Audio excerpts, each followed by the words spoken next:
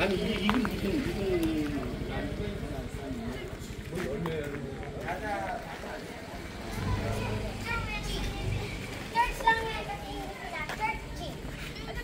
처치. Jesus. Church yan. Churchy. Tawag nga churchy. Yung dito sa kay pastor dito po. kasi sila mag-English yung mga Korean. Ah. Dito rin po yan, iisa lang.